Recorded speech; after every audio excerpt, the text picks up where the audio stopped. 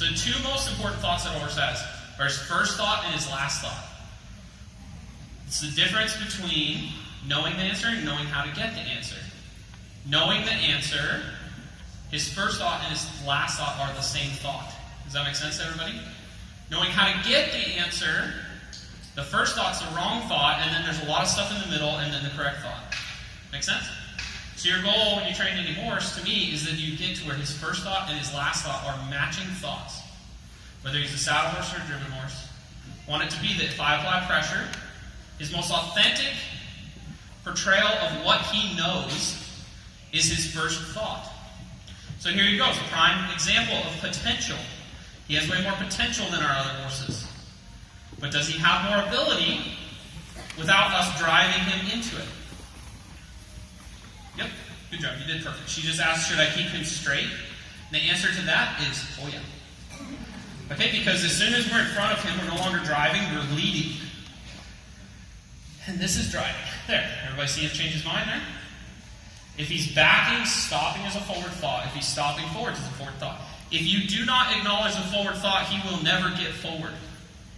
Does that make sense? If you sit here and you drag him back, and he finally stops, and you don't let go, good luck ever getting him to go forward.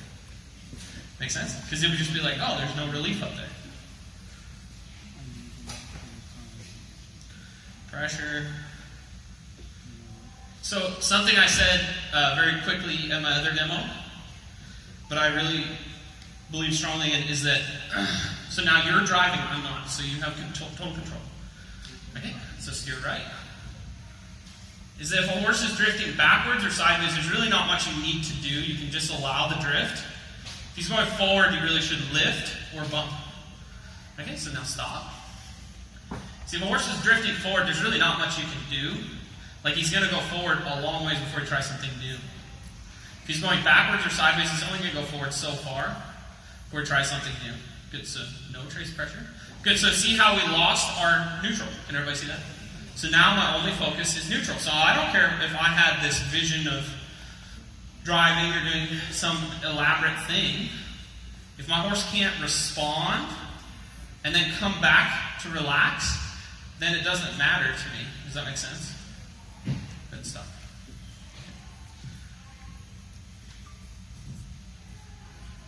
Good, so we just focus on the still feet. We just focus on the neutral. The reason why is we want to be able to go for a drive and stop and let grandma run. And then go again. We don't want it to be like, hold on, hold on, hold on. Right? I call that pony expressing. Maybe Canadians heard of the Pony Express? Okay? So it's the same thing with a saddle horse. The first thing I do when I get on a saddle horse, I stand still. That was really good. You see the try? The first thing I do when I get on a horse is I stand still. The first thing I do when I hook a horse, harness a horse, drive a horse, is practice to stand still. A lot of times people confuse commotion for training.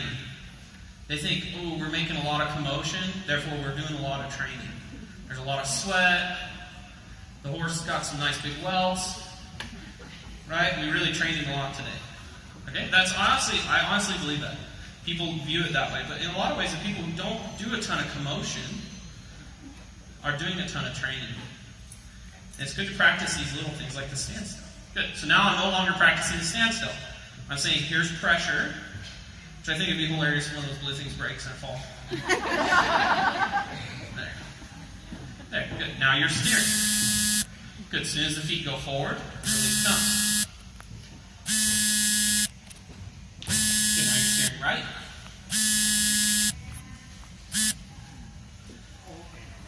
Good. No trace pressure. You're going to let him come back straight and then stop again. Okay. Very good.